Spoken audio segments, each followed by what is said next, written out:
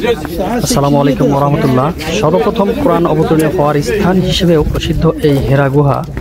আমরা এখন সেই হেরা গুহার খ্যাত জাবালে নূর পর্বতের সর্বোচ্চ চূড়ায়, একদম পাহাড়ের সর্ব উপরে যে জায়গাটা রয়েছে সেখানে আমি এখন অবস্থান করছি। এই দেখেন, আশ্চর্যের বিষয় হচ্ছে পাহাড়ের সর্বোচ্চ চূড়ায় এখানে 4টা বিড়াল দেখতে পাচ্ছি। এই জাবালে নূর পাহাড়ের একদম সর্বোচ্চ চূড়ায় 4টা বিড়াল কি সুন্দর ঘুমাচ্ছে।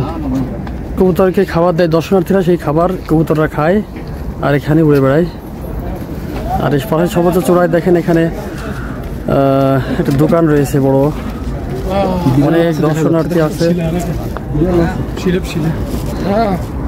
এখান থেকে নিচের দিকে যদি তাকাই তাহলে বিল্ডিংগুলো একদম ছোট ছোট ক্ষুদ্র দেখা যাচ্ছে।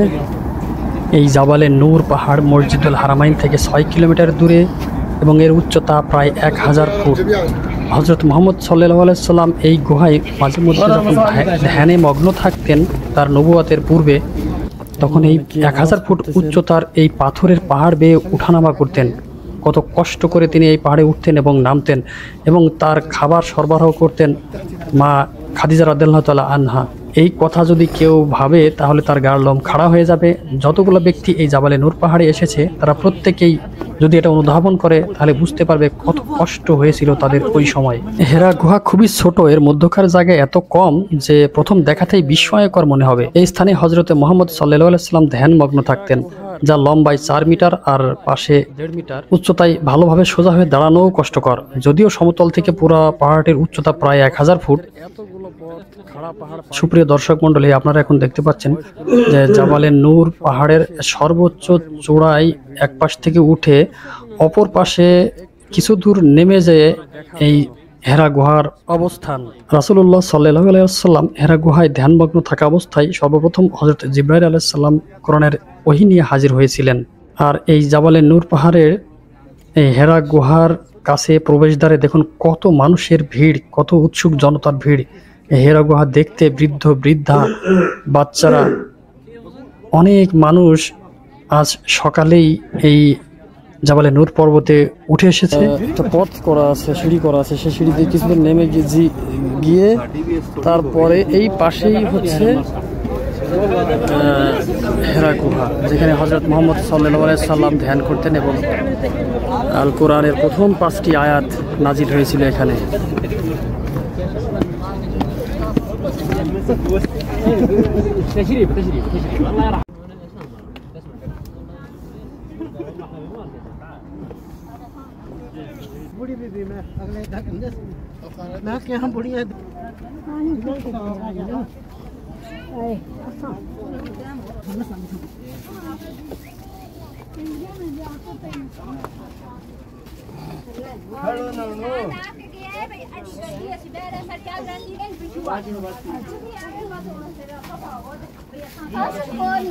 এই যে হেরা পাহাড়ের হেরা গুহার ভিতরে আমরা এখন প্রবেশের চেষ্টা করছি, একদম ভিতরে।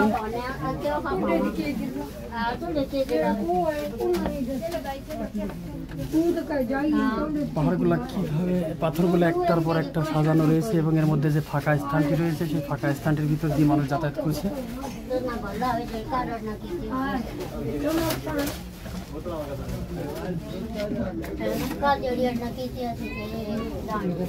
পাহাড়গুলা খুবই একটার সাথে আরেকটা ভয়ঙ্কর অবস্থায় রয়েছে। এর ভিতরে ফাঁকা জায়গায় যদি চাপ খায় তাহলে জানি না হয়তো কখনো খাবে কিনা, ভাবে হয়তোবা কখনো চাপ হবে না। এইভাবেই রয়েছে যুগ যুগ ধরে এই পাহাড়গুলো। আল্লাহু আকবার, আল্লাহু আকবার, আল্লাহুল আযীম।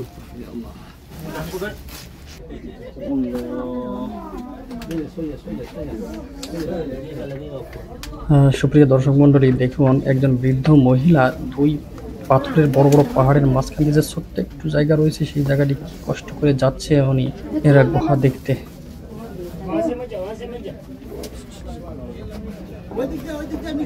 হ্যাঁ,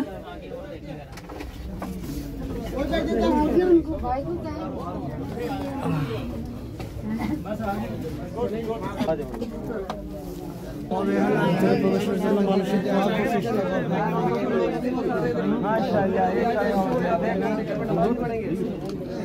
কত চেষ্টা করতেছে হেরা গুহার ভিতরে প্রবেশের জন্য মানুষ। এই পাহাড়ের সর্বোচ্চ কি বলে সর্বোচ্চ দুর্গম এলাকা।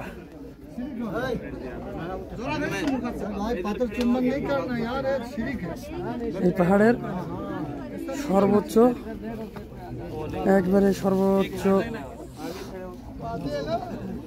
দুর্গম এলাকা এই জাবালে নূরের হেরা গুহাটি সর্বোচ্চ দুর্গম এলাকা রয়েছে।